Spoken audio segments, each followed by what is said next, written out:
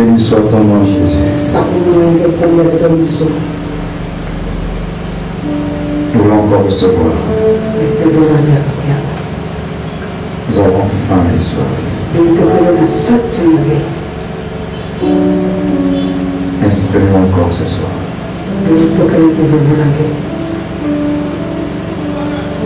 Parle encore tes serviteurs écoutent. Je te supplie dans le nom de Jésus. Avec action de grâce.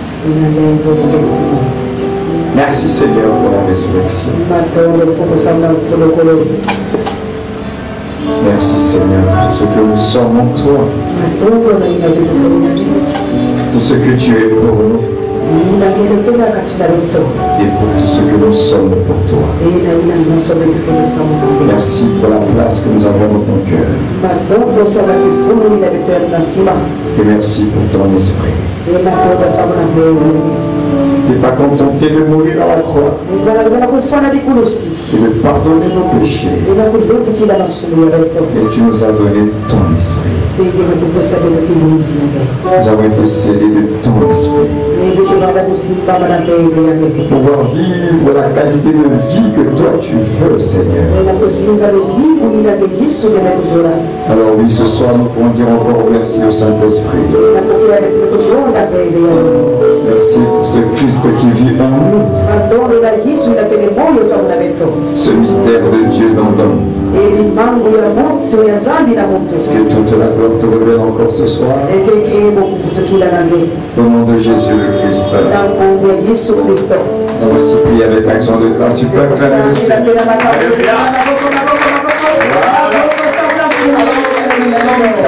Afin, on va écouter les adorateurs que je veux aussi vous présenter. Je veux le devoir de le présenter. Parce qu'au début de notre foi chrétienne, nous avons été baignés par les cantiques qu'ils chantaient. Et en 2007, j'étais en mission ici. Et Dieu m'a fait grâce, il m'a reçu des deux serviteurs. Et en 2007, j'ai tourné un peu dans les églises des assemblées chrétiennes de Pacoa. Et j'étais aussi à l'église de Kwiku. Et je me souviens, j'avais donné le thème de ma prédication, c'était recto verso. Alors c'était assez étrange. Le message qu'il m'a prêché, c'est recto verso. Et c'est là que nous avons parlé qu'il eut un soir. Alors quelques années plus tard, on se retrouve en France. Dans une conférence. Alors c'était le temps des retrouvailles. Alors on était content de nous retrouver. Et j'ai retrouvé encore un serviteur de Dieu au cœur humble. D'une simplicité. Et c'est pourquoi je veux encore bénir la vie de cet homme qui est un père. Alors j'aimerais que nous puissions bénir Dieu pour la vie de la prophète.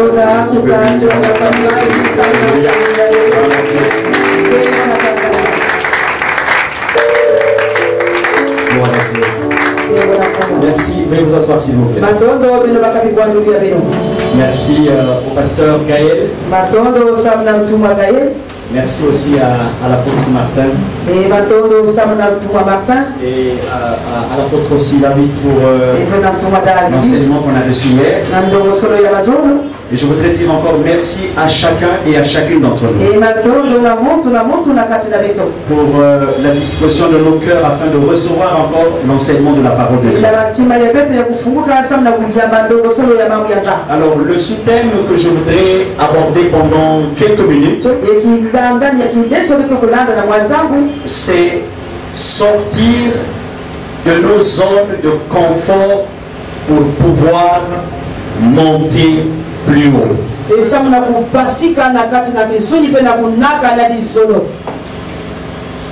Ouvrir nos Bibles et je vous invite à regarder avec moi dans Deutéronome le chapitre 1. Deutéronome chapitre 1. Nous allons lire à partir du verset 5 jusqu'au verset 8. Deutéronome chapitre 1, le verset 5 jusqu'au verset 8. Je vais lire en français. De l'autre côté du Jourdain, dans le pays de Moab, Moïse commença à expliquer cette loi et dit: L'Éternel notre Dieu nous a parlé à Horeb en disant: Vous avez assez demeuré dans cette montagne. Tournez-vous et partez. Allez à la montagne des Amoréens et dans tout le voisinage, dans la plaine, sur la montagne, dans la vallée, dans le midi, sur le côté de la mer, au pays de Cananéens et au Liban, jusqu'au grand fleuve, au fleuve d'Euphrate. Voyez, j'ai mis le pays devant vous. Allez et prenez possession du pays que l'Éternel a juré à vos pères, Abraham, Isaac et Jacob, de donner à eux et à leur postérité après eux. Amen. Amen. Comme pour ceux qui ont été ici depuis hier et qui ont reçu des invitations, le thème central c'est monter encore plus haut. Et le sous-thème de ce soir, sortir de nos zones de confort pour pouvoir monter plus haut.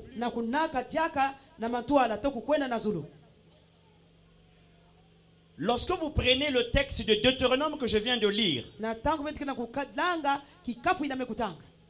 quand les enfants d'Israël sont sortis de l'Égypte,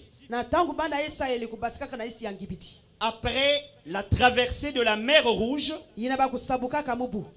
une longue marche de 40 ans a commencé dans le désert.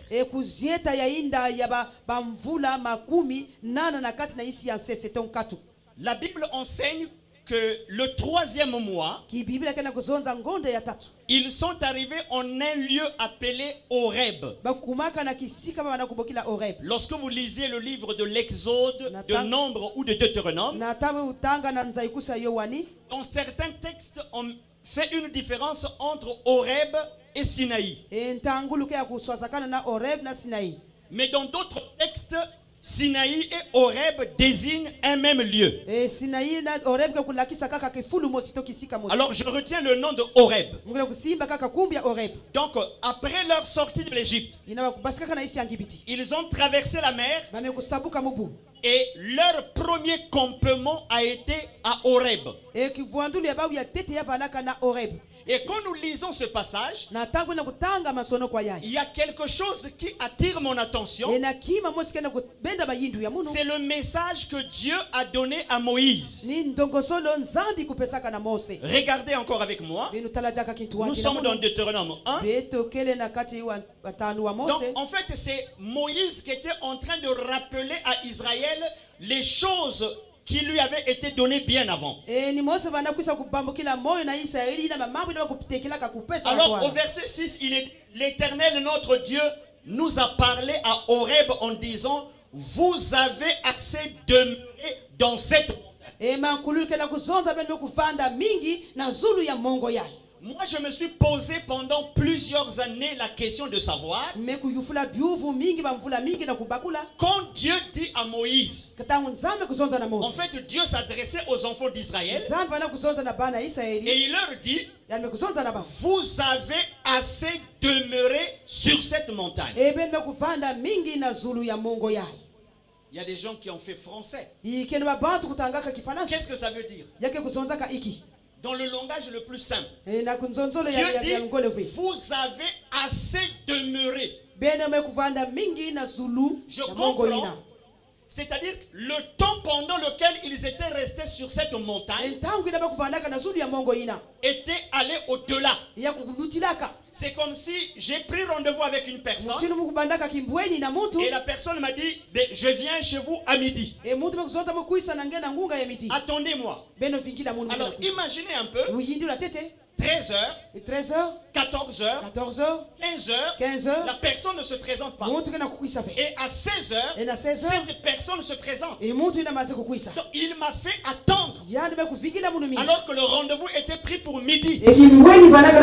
Donc quand Dieu dit à Moïse, vous avez assez demeuré. C'est-à-dire vous êtes allé au-delà du temps qui était prévu. Et moi j'ai voulu savoir pendant longtemps si Dieu fait un reproche. Il fait remarquer à Israël qu'il était resté trop longtemps. J'ai voulu savoir, mais qu'est-ce que Israël était en train de faire à Horeb? Parce que quand Dieu a sorti les enfants d'Israël de l'Égypte, la direction était quoi? Le point final était quoi? Canaan. Autrement, la terre promise. C'est-à-dire, quand Dieu les sort de l'Égypte, même si pendant la marche, il pouvait marquer certains arrêts, mais le point définitif, la destination finale, c'était Canaan, c'était la terre promise.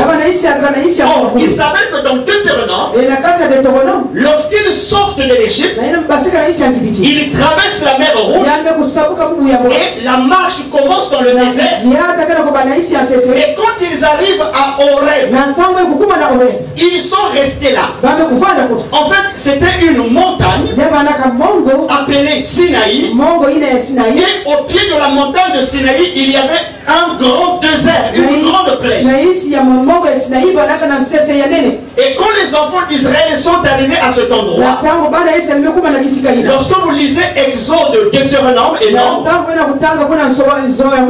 Bible dit qu'ils avaient dressé des tentes. Et ils sont restés là pendant une longue période. En regardant attentivement le livre de l'Exode et le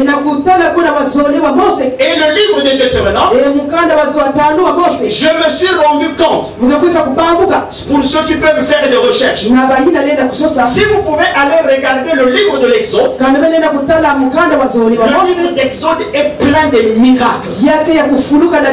La marche des enfants d'Israël pendant 40 ans a été jalonnée par des miracles extraordinaires.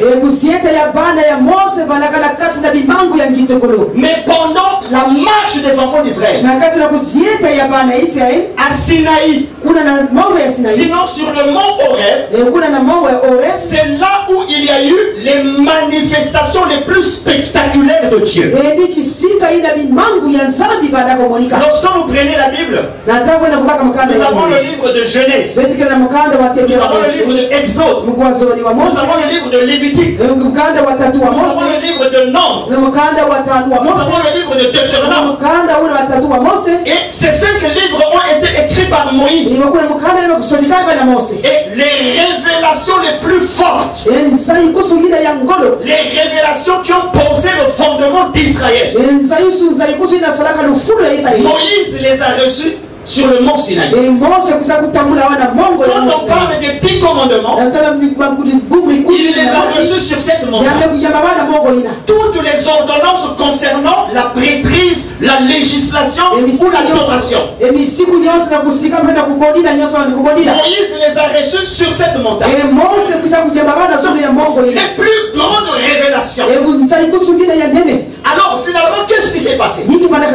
En fait, quand ils sont arrivés sur cette montagne, c'est sur cette montagne où Moïse est resté pendant 40 jours. La Bible enseigne quand il descendait de cette montagne, son visage resplendissait de la gloire de Dieu. Et il y avait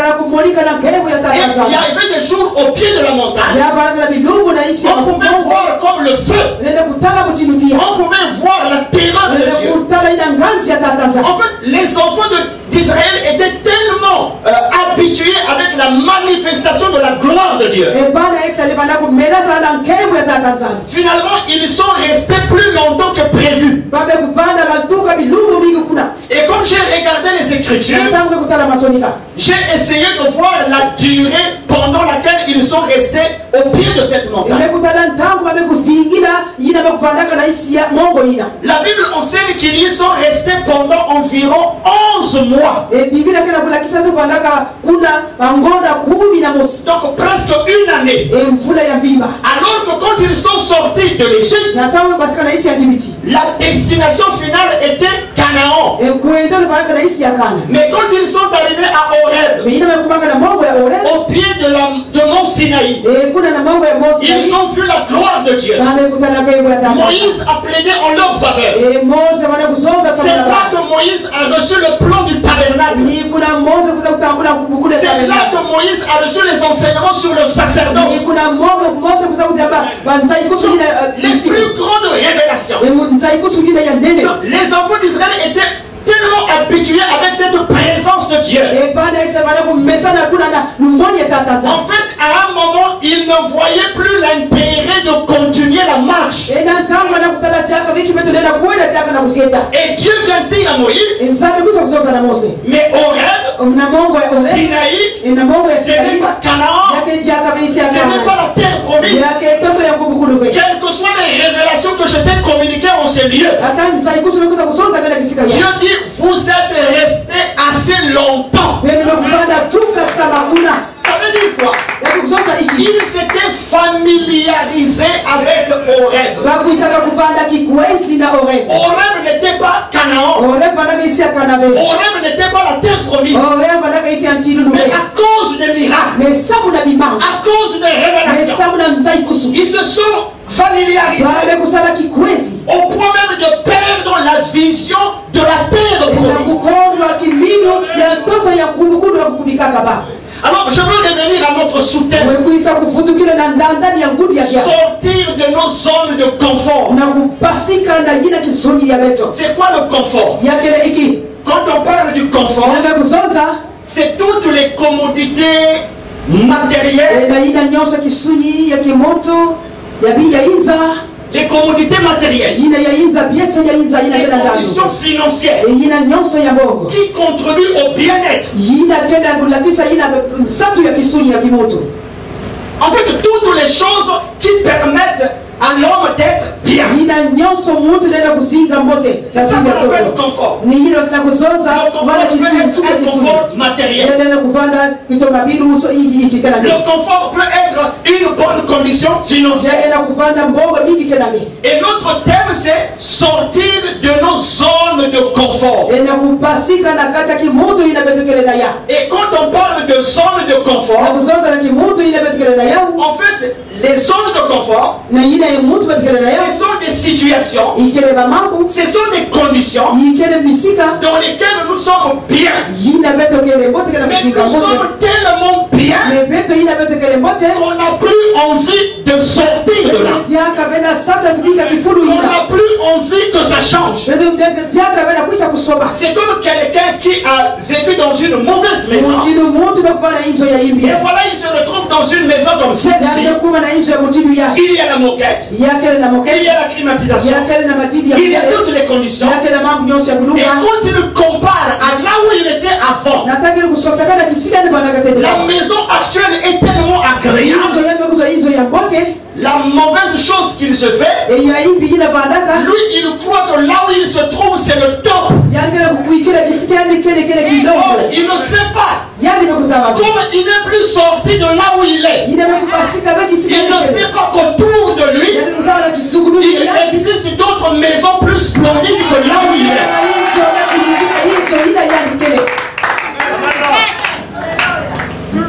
Et c'est la situation dans laquelle il se trouve en partie l'église aujourd'hui. Pour ne plus revenir sur ce que les deux apôtres ont prêché hier et aujourd'hui. Vous savez, quand nous venons à Dieu, quand vous venez pour la première fois, Dieu n'est pas exigeant avec vous. Lorsque les mamans mettent au monde, on n'a aucune exigence à imposer à un bébé. À moins d'être fou ou malade. Un enfant qui vient de naître ce matin, vous allez lui exiger quoi? Il fait pipi comme il veut. Si vous vous mettez en colère, c'est vous qui n'êtes pas normal. Vous allez lui dire, il fait pipi à midi, il fait pipi à 16h. Il ne connaît pas vos lois. Il ne connaît pas vos principes. Il fait pipi comme il veut. Il y a des enfants qui confondent le jour et la nuit. Le jour, il dort. La nuit, il est éveillé. Vous avez beau le blâmer, il ne va pas obéir à votre déontologie. Parce que c'est encore un enfant. En fait, quand nous venons à Dieu, quelle que soit la vie que vous avez menée dans le monde, Dieu n'est pas exigeant. C'est pourquoi vous allez remarquer, quand vous lisez la Bible, il y a certaines personnes, en tout cas si ça ne tenait qu'à vous et moi, ils ne seraient pas devenus enfants de Dieu, ils ne seraient pas devenus apôtres. Quelqu'un comme Paul. Si je vivais à notre époque, je me demande quelle est l'assemblée au monde qui ferait de lui un apôtre. Parce qu'il avait un curriculum vitae foutu. Il a beau être intellectuel, il a beau être un connaisseur. En tout cas, on aurait dit qu'il n'a pas le profil et le caractère pour être un serviteur de Dieu.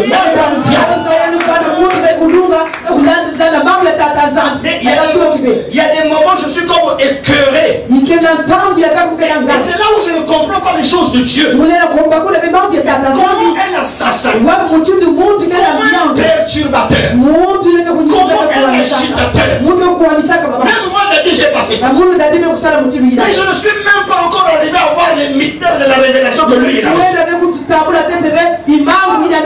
Et ce que je trouve encore aberrant, dans sa relation avec Dieu, il va même Paul jusqu'à dire que Dieu l'avait choisi depuis le sein de sa mère. Le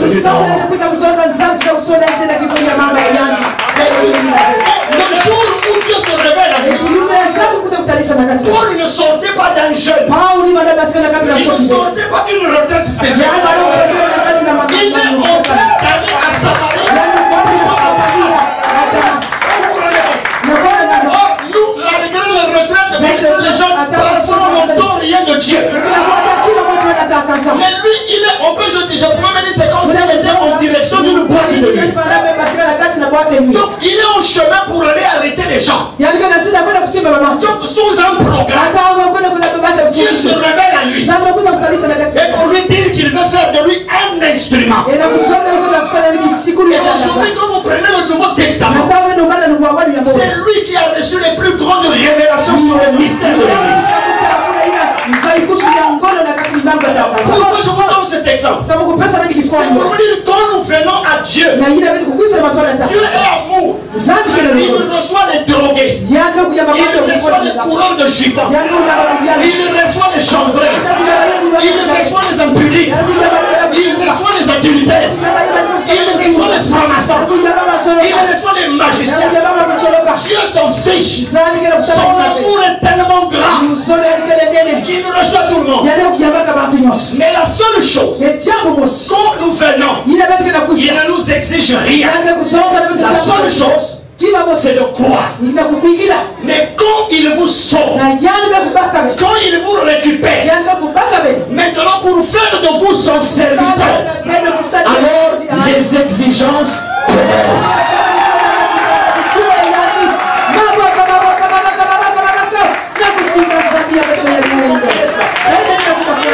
C'est pourquoi vous allez remarquer, si vous regardez les premières années de nos marches avec Jésus, il y a des efforts qu'on n'a même pas fournis.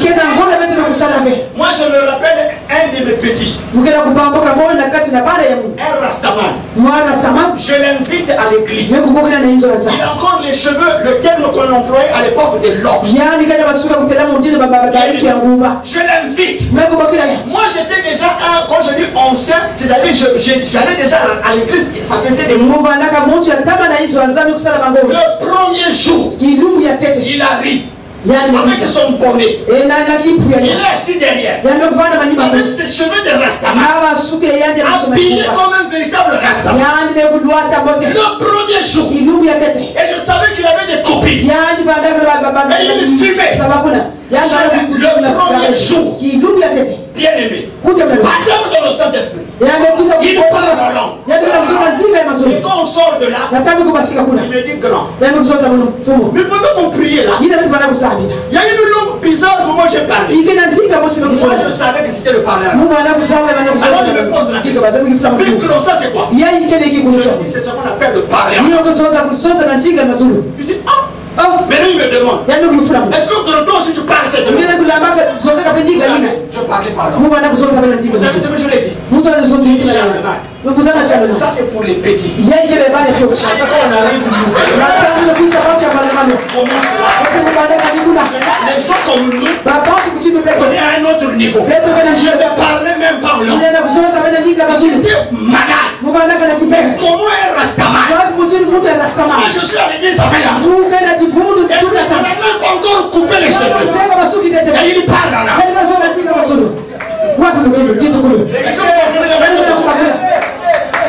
Donc, quand vous venez à Dieu, il y a certaines choses, ça peut vous choquer. Mais fort ou pas, il vous les donne. Il donne de la joie. Il donne le mariage. Certains doivent jeûner. D'autres doivent prier. Il y a des gens qui vont vous surprendre. C'est-à-dire, tu ne t'attends même pas, ils te donnent même au-delà. Mais le problème c'est lequel? Souvent nous quand nous voyons cette bonté de Dieu, on se familiarise avec les dons spirituels, avec l'onction, avec les prophéties, avec tout ce qui peut se faire. Et à un moment, on croit que la vie chrétienne s'arrête là.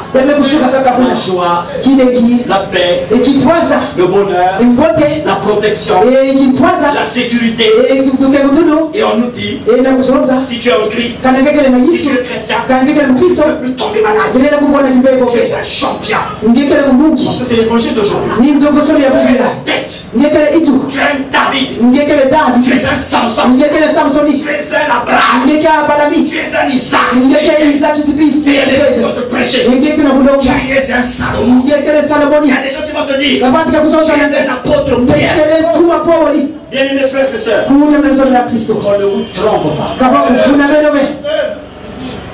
La joie est de Dieu. Le bonheur est de Dieu. Le mariage, j'y crois. La prospérité aussi est de Dieu.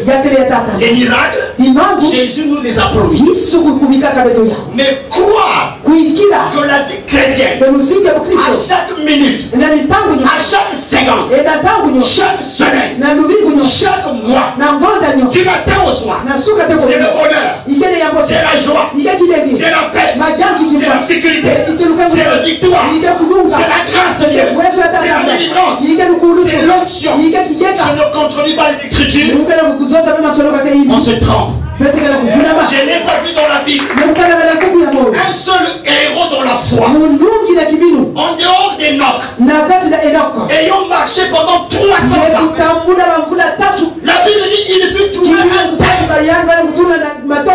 les Abraham, les Moïse, tout ce que vous connaissez dans la Bible. Je ne connais pas un seul homme qui a été choisi par Dieu ayant marqué son époque sans être sorti des hommes de confort. Et la faiblesse de l'église aujourd'hui, on se plaît dans ce que j'appelle aujourd'hui la satisfaction personnelle. Et c'est ça qui nous empêche. Regardez les enfants d'Israël. La joie qu'ils avaient vécue à Horeb. Dieu n'était pas contre cela. Les révélations que Dieu avait données à Moïse, Dieu n'était pas contre. Mais ils s'étaient tellement familiarisés. Donc il rentre dans ce qu'on appelle la routine. Il rentre dans ce qu'on appelle faire sur place. Et on ne voit plus l'intérêt d'aller plus loin.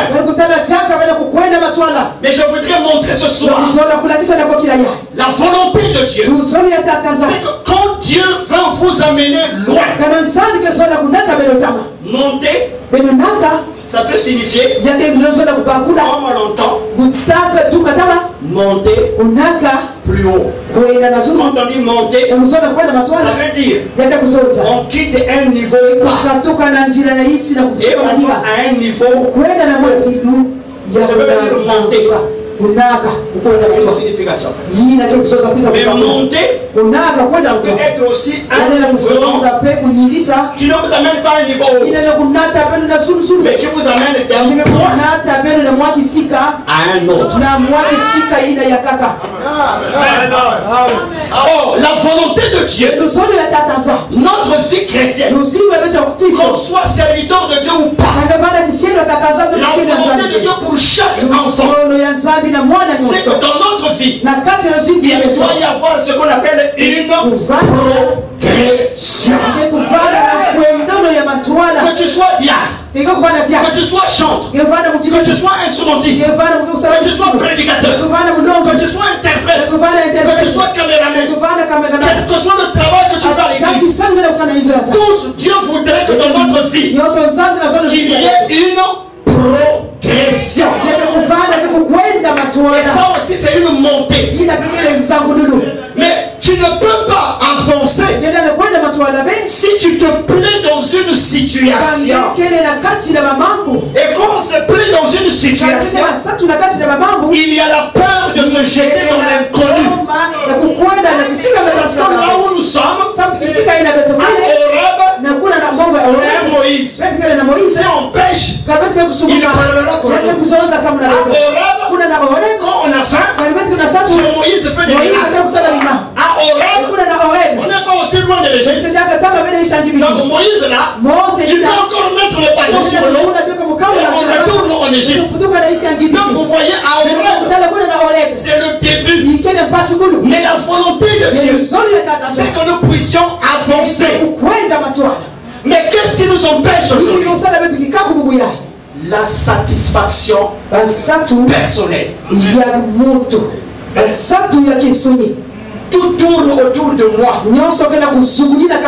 Bénis-moi. Protège-moi. Garde-moi.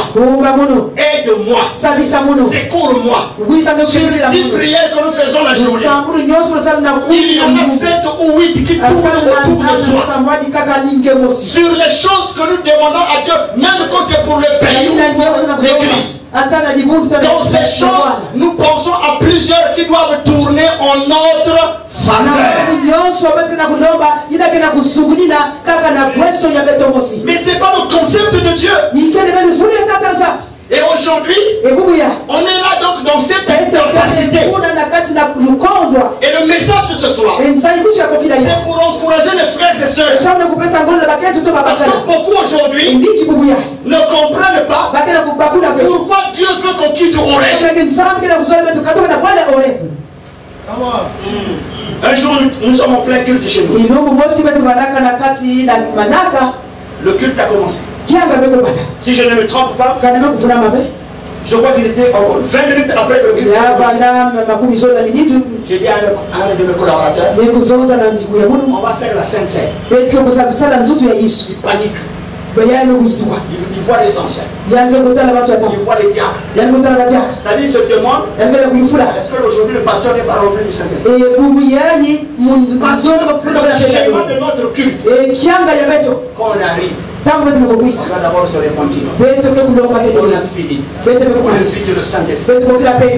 Et quand on l'invite, on invite le sang de Jésus pour nous purifier. Et quand on l'a invité, après on doit rentrer dans l'adoration. On est arrivé dans sa présence. On peut louer le Seigneur. On passe aux choses essentielles. Et quand on a fini le message, alors 5-5. Sinon, offrande.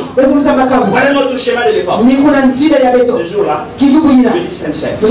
Tous les responsables. Je ne vais pas chuchoter. On va se demander, est-ce qu'il a oublié? On n'a pas encore fait. Et les cœurs n'ont pas été préparés. La Sainte Seine. C'est un moment solennel. Mais Paul a dit, si on vient indignement, nous avons péché. il aurait dû prêcher, préparer le cœur. C'est moi je vous dis, c'est ce qu'il se disait. J'étais comme Jésus qui mit les portes. Un responsable. Viens, proche de moi. Je lui avais interdit de ne jamais me parler à l'oreille en plein culte. Donc il a pris sur un bout de papier. Avec tout le respect nécessaire. Pasteur, juste vous le rappeler. En fait, jusque-là, on n'a même pas encore fait la réponse. Et puis il doit y avoir des païens. Ne pensez-vous pas qu'il serait judicieux de suivre quand même le chemin du Saint-Esprit? Je n'avais pas compris. J'avais compris. Tout simplement sur l'esprit. Le Saint-Esprit a plusieurs schémas aujourd'hui. Parce que pour eux, la Sainte doit seulement passer après. Vous savez qu'on peut tomber dans des systèmes comme ça. Le Saint-Esprit aime l'ordre. Et à un certain moment, même dans ce ordre-là, on peut tellement se familiariser qu'il n'est plus là-dedans.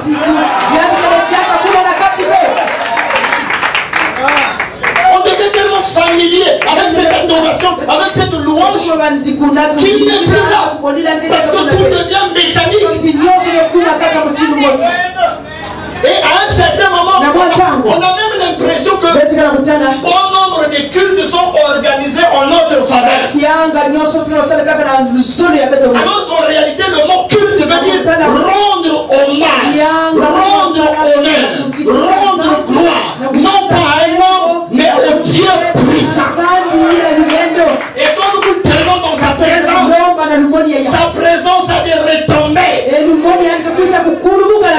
Je voudrais encourager ce soir l'église. Nous devons apprendre à sortir de nos zones de confort.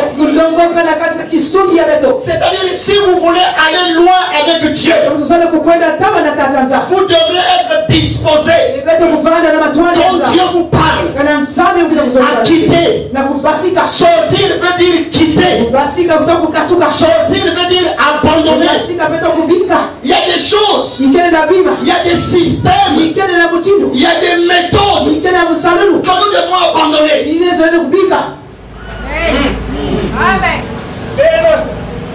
Sinon, en français on appelle ça faire du surplace.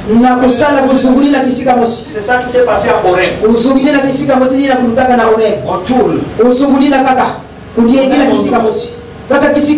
Mais on n'avance pas. Et sur beaucoup de points, nos vies aujourd'hui, pourquoi? Parce qu'il y a le confort. Il y a le matériel. Il y a les conditions. Il y a les commodités. Ici ça fait bien. Ici c'est mieux.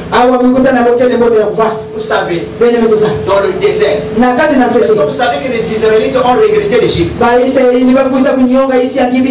Franchement, 430 ans d'esclavage. Ils sont sortis dans le désert parce qu'ils n'avaient plus la viande, parce qu'ils n'avaient plus, permettez-moi l'expression, le poulet. Ils regrettent. Même s'il y avait l'esclavage, mais on avait la viande. Et il y a des gens aujourd'hui qui veulent rester dans une condition où Dieu l'a béni. Et parfois j'entends des gens, quelqu'un a prié comme ça, Seigneur, ne me donne pas trop, ne me prive pas aussi. Quand on voit seulement le nécessaire, il y a des gens qui croient que c'est l'humilité. Mais ça peut être de l'égoïsme. Quelqu'un qui ne demande que le nécessaire, ça veut dire qu'il n'aidera jamais les gens. Abraham n'a pas prié comme ça. Dieu a dit à Abraham, je te bénirai. Je rendrai ton nom grand. Il dit à Abraham, tu ne seras pas un instrument, mais tu seras une source. Ça veut dire que tu vas être une fontaine. Mais parfois on veut, Seigneur, notre église, même si on n'est pas beaucoup, de toutes les façons, façon, ce qui compte, c'est la qualité. Mensonge. Dieu, c'est un Dieu de la qualité. Un Dieu de la quantité. Quand il a créé Adam, il a dit multipliez, soyez féconds, remplissez la terre. Maintenant, si vous voulez respecter, ça c'est votre vision. Parce qu'il y a des gens qui voient le loin. Et parfois on peut être dans ces systèmes-là. Et on peut être jaloux de ceux qui voient loin, de ceux qui veulent être grands, de ceux qui veulent se multiplier. Si tu ne veux pas te multiplier, gloire à Dieu, mais ne sois pas mal à l'aise à côté de celui qui se multiplie. Donc le problème de l'église, on est tombé dans des habitudes. On est comme à... Où est-ce qu'on avait construit? À la tour de Babel. Il se retrouve. Nous allons faire un an. Et c'est ça qui anime les églises. On veut se faire un an. Donc c'est entre nous. On ne voit plus loin. On reste là. C'est des païens. C'est des tintins. Ils ont perdu la révélation. Ils ont perdu la vision. Ils ont perdu le réma. Vous savez c'est quoi le réma? Mais les gens sont impressionnés par les mots. Tu connais même c'est quoi le réma? Ils n'ont pas le réma. Ils ont le légos.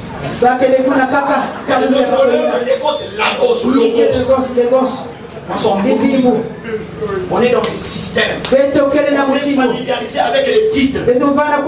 On s'est familiarisé même avec les thèmes. On s'est familiarisé même avec les positions. On est à Orel. Les dents sont blessés. Et on tourne. Vous êtes resté assez longtemps. Je dis à quelqu'un ce soir, les zones de confort, Dieu ne peut pas t'amener à un autre niveau. Quand il t'a mis dans un confort, il le brise pour t'amener à quelque chose qui soit meilleur. S'il ne brise pas ce confort, il te demande de le laisser. Quelqu'un s'en servira, mais toi il t'introduira dans une dimension meilleure. Et ma prière ce soir, s'il y a des frères et sœurs qui passent des moments difficiles, qui sait peut-être que vous êtes en train de traverser votre zone de confort. Tu te dis Seigneur, mais ma situation n'était pas. Avant j'étais à l'aise. Avant je ne tombais pas malade. Avant quand je priais je sentais l'onction. Avant quand je prêchais les gens venaient. Avant quand je faisais un petit quelque chose ça réussissait. Mais Seigneur je ne comprends plus rien. Tout le monde me déteste. Les gens parlent mal de moi. Mes affaires ne marchent plus. Mon mari et ma femme je ne comprends plus ce qui se passe. Ne te plaît pas. Ne sois pas en train de t'apitoyer. Parce que quitter Horeb, ça demande d'avoir une vision claire de là où tu vas. Et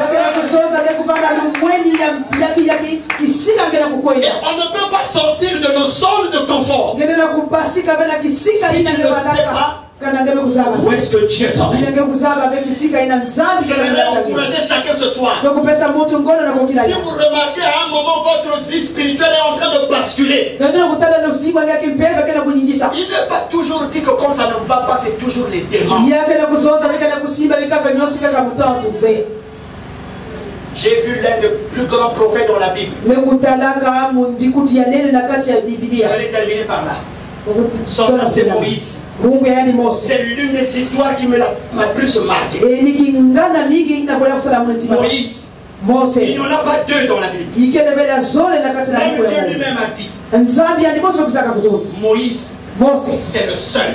Les autres prophètes là, je vais utiliser des énigmes, des visions, des anges. Quand je veux lui parler, c'est un tête-à-tête. C'est un face-à-face. Et donc ça marche. La Bible dit, à un endroit, Dieu attaqua Moïse. La Bible ne dit pas Satan. La Bible dit Dieu attaqua Moïse. Pour avoir oublié un principe de circoncision, la Bible dit Dieu attaqua Moïse. Mais nous, chaque fois qu'on ressent quelque chose de mauvais, démon, sorcier, possession, on ne m'aime pas. Ce sont mes parents. Pourquoi nous raisonnons comme ça? C'est parce qu'on est encore une vie qui ne voit que la satisfaction personnelle. Dieu veut vous sortir des zones. Il peut utiliser 1000 et une méthode. Je peux vous mettre à l'épreuve. Le livre de Deutéronome, c'est une mise à l'épreuve. Ça ne vient pas de Satan. Dieu a dit, je vous ai mis à l'épreuve. C'est-à-dire, je vous ai fait subir. L'intention de Dieu n'était pas de détruire Israël. Il a amené Israël à Canaan. N'oubliez pas que toute la génération qui était sortie de l'Égypte, quand ils arrivent à Canaan, à la terre promise, de ceux qui étaient sortis, il n'y en a eu que deux, Caleb et Josué. Toute l'ancienne génération, elle est morte dans le désert. Et donc Dieu a fait subir des épreuves pour forger le caractère. Et beaucoup d'entre nous sommes dans ce processus. Ma prière est que Dieu nous aide. Quand c'est Satan qui vous attaque, comme l'apôtre Bertin nous l'a rappelé, prenez l'autorité, priez, vous le chassez, vous n'avez pas négocié, il a été vaincu, il faut le chasser, et il ne l'emportera pas pour vous. Mais quand vous passez des moments difficiles, n'ayez toujours pas à l'esprit que c'est toujours le diable. Ça peut être Dieu. Parce qu'il faut quitter une zone. Confort. Il y a un patriarche que nous aimons tous. Il s'appelle Abraham. Quand Dieu lui dit de quitter, je rappelle à quelqu'un, Abraham n'est pas pauvre. Abraham a une femme. Abraham a des serviteurs. Abraham a des troupeaux. Abraham c'est un homme d'affaires. Mais écoutez ce que Dieu dit. Quitte ton pays. Quitte ta patrie. Quitte la maison de ton père. C'est pas Satan. Qu'est-ce qu'il demande à Abraham? Tu es dans une zone. Tu es dans une situation. Tu es assis. Tu as établi des relations. Tu es un patron. Dans ta contrée, les gens te connaissent. Tu n'es pas n'importe qui. Tu es même influent avant que je te donne. Mais il faut quitter. Et Abraham est parti. Combien sont prêts à faire aujourd'hui? Certains ici, ta zone de confort, ça peut être ta maison, ça peut être ton travail, ça peut être tes écoles, ça peut être ta ville, ça peut être ton pays. La zone de confort, ça peut être le péché ou on souffre du plaisir. Mais il y a des gens aussi qui ont réglé déjà le problème du péché. Ils sont dans une sainteté, ils sont dans une piété, ils sont dans une humilité, ce qui est bien.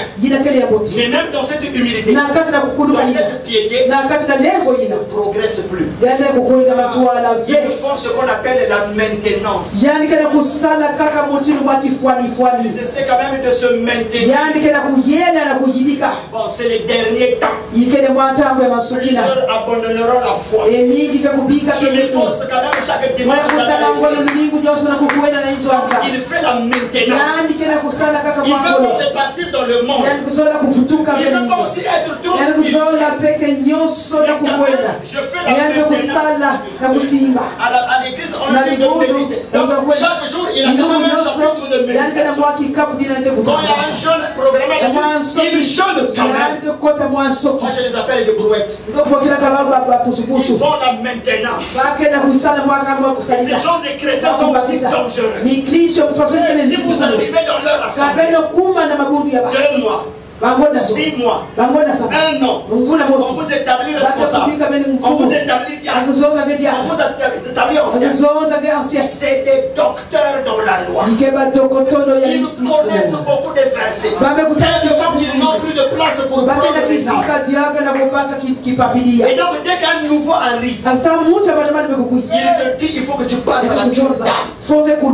Il t'exige une sanctification que eux-mêmes n'ont pas. Ils te disent, ma soeur, c'est vrai que tu es mais il faut que tu sois vraiment donc on va passer à un programme de lavage et de délivrance. Donc c'est des vrais pharisiens. Ils disent, pasteur, cette soeur chante bien. Mais sa voix, c'est comme une sirène. Et eux, ils sont des spécialistes pour détecter les sorciers. L'information qui arrive à l'église. Il dit, pasteur, faites attention.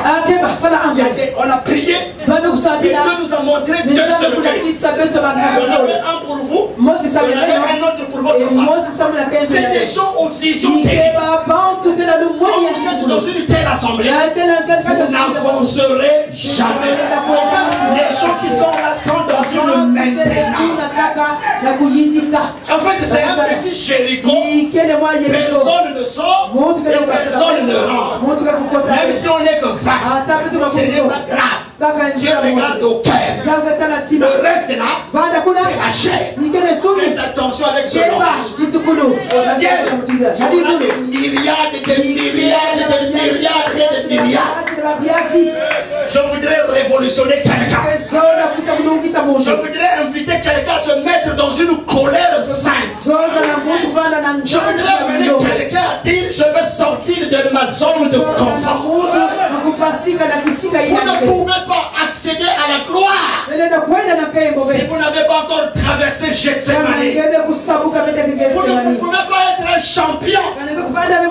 Le champion, c'est pas seulement celui qui remporte. Avant d'être un champion, on est des vaincus. On est des battus. On est des piétinés. Mais ça te forme. Ça te met sur le terrain. Tu ne peux pas être un champion sans qu'il y ait eu d'abord d'autres champions. Ça veut dire sur le terrain, tu peux aussi perdre. Tu peux aussi connaître les échecs.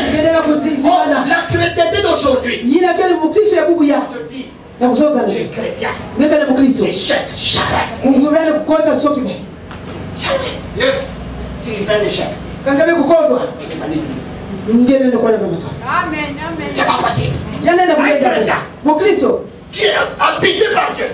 Mot de tête. Jamais. Mot de tête. C'est que tu as péché. Un chrétien.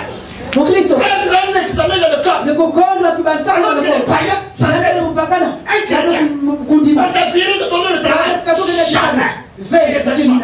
Si on t'a viré, ça veut dire que tu es possédé. Et c'est comme ça qu'on parle aux gens.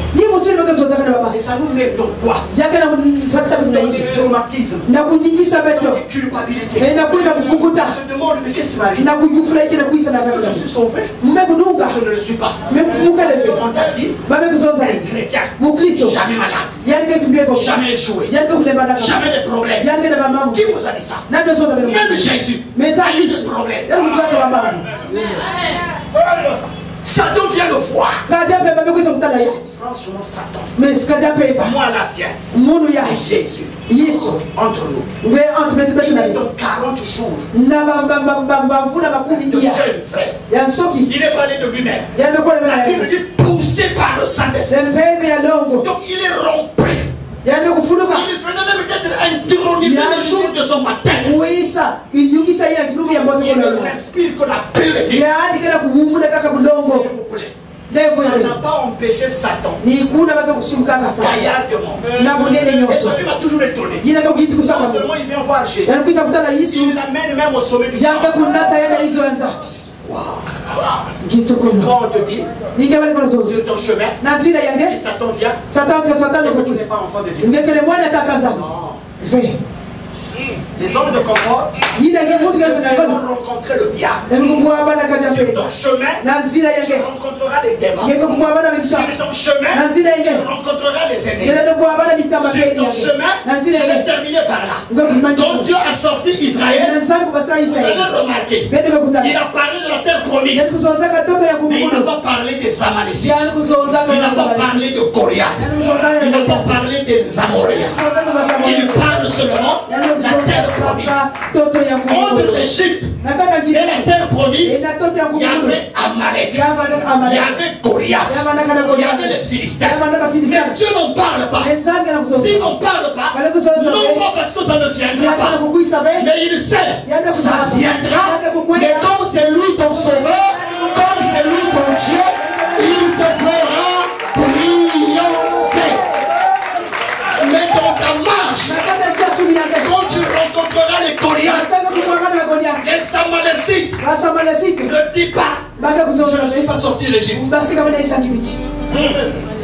Je suis sorti. Goliath est sur mon chemin. Je ne mets pas en cause ma sortie de l'Égypte. Je sais qu'il pleuve, qu'il neige. Je vais vers Canaan. Les Amalécites et Goliath, vous avez beau être grand, vous avez beau être comme ça. Et je sais que sur mon chemin, il y a des secousses, il y a des tribulations. Et je sais une chose, si je reste attaché, j'avancerai, j'avancerai, j'avancerai, j'avancerai jusqu'à ce que j'arrive à la terre promise.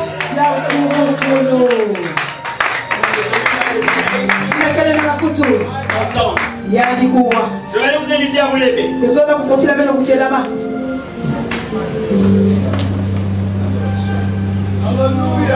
Je ne vous dis pas après cette réunion, soyez contents.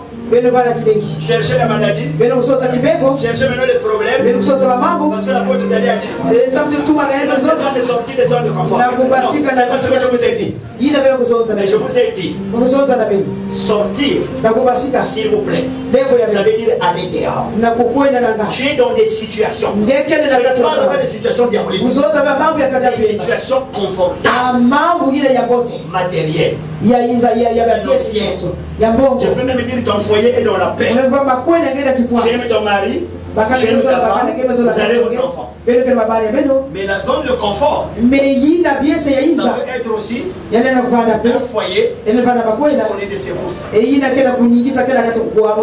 ça demande l'équilibre. Regardez ta femme, regardez ton mari en pleine perturbation. Et lui dire toujours, je t'ai aimé, je t'aime, je t'aimerai.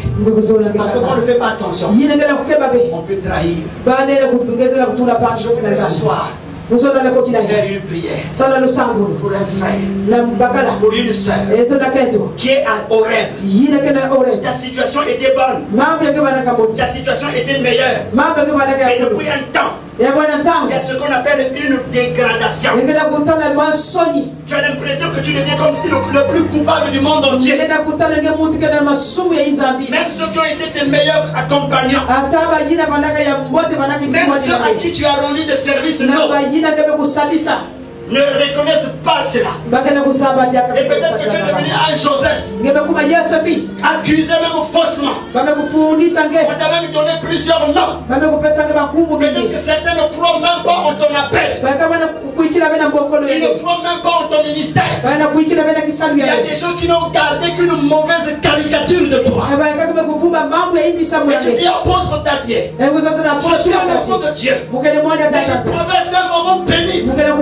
La journée je suis content. La journée je suis admiré. Mais le soir, apôtre, mon lit est mouillé de larmes. Mon sommeil, apôtre, perturbé. L'insomnie me gagne.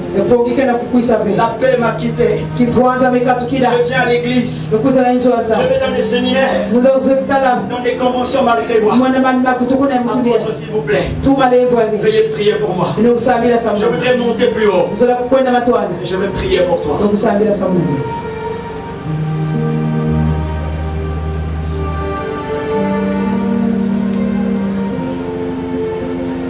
Laissez-moi prier, ma soeur. Père, je te prie dans le nom de Jésus. J'ai vu Abraham, une figure marquante de l'histoire. Dès le début de sa marche, il a reçu des promesses puissantes. D'ailleurs, l'une de ces promesses a encore des effets jusqu'à notre génération. Parce que la Bible nous appelle fils d'Abraham. Et même Jésus a reconnu cela. Et pour avoir une intimité puissante, je vois cet Abraham-là vivre une saison de famine au point d'aller chercher le refuge en Égypte. Je vois cet Abraham-là, à un âge avancé, impatient d'attendre Isaac, à accepter la proposition de Sarah pour que naisse un Ismaélite. Oh Jésus, aide-nous. Je vois Moïse sur la montagne, en train de recevoir les tables, les paroles de Dieu. Mais quand il apprend que le peuple a péché, la Bible dit qu'il casse les tables de la loi. Je vois un David, l'homme selon le cœur de Dieu, mais connaître des saisons difficiles, languissant à tous les pas avant même d'être assis sur le trône d'Israël, devenant un fugitif, un nomade, alors que c'est lui qui était destiné à s'asseoir sur le trône. Il fallait traverser ces zones de confort. Joseph, on a connu l'enfant chouchou de son père, avec une tunique de plusieurs couleurs. Qui aurait cru que la tunique serait déchiquetée un jour, au point d'être marquée par le sang des animaux, vendu comme une marchandise, et il se retrouve en Égypte, accusé faussement, et le voilà jeté dans la prison. Il se pourrait que ce soir, un frère et une sœur est en train de connaître cette tournure de Joseph, de David. Peut-être quelqu'un ici est en train de vivre un moment difficile, périlleux, solitaire même, pleurant à chaque pas et se demandant: est-ce que Dieu m'a oublié? Est-ce que Dieu m'a abandonné? Seigneur, je te prie ce soir, je voudrais que tu aides quelqu'un à se relever et à comprendre que si nous vivons des moments difficiles avec toi, le but, ce n'est pas de nous détruire, mais tu peux nous amener à un point plus haut. C'est ma prière pour les frères, pour les sœurs, pour les anciens, pour les nouveaux, pour ceux qui te servent et ceux qui ne te servent pas encore, et tous ceux dont la vie a été perturbée par une chose quelconque.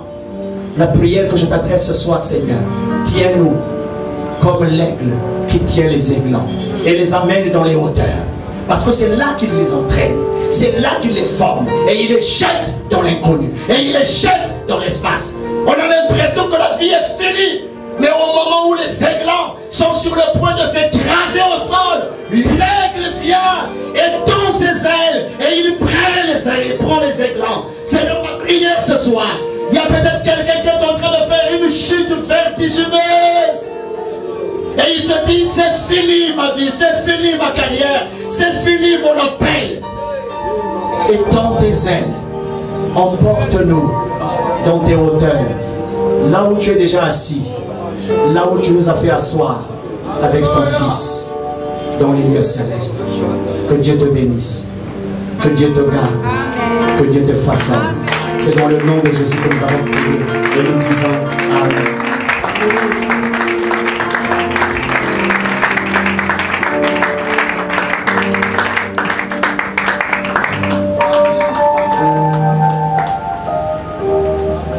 Alléluia. Acclamons encore très très fort le Seigneur.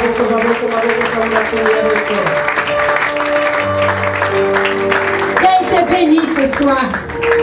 Amen. Sans plus tarder, je vais inviter les chantres. La Bible déclare que nous ne devons pas venir les mains vides dans sa maison. Alléluia. Nous voulons lui offrir ce que nous avons prévu pour lui ce soir. Amen.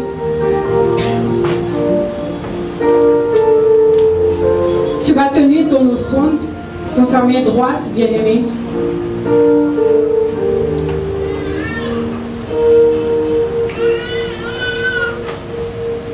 Tu vas tenir ton offrande et tu vas prier. Tu vas recommander ton offrande entre les mains du Seigneur afin que cette offrande serve à l'avancement de l'œuvre de Dieu. Prions au nom de Jésus. Seigneur, nous te confions ce que nous avons prévu pour toi ce soir. Tu as dit que nous ne devions pas venir les mains vides dans ta maison, Seigneur. Père, bénir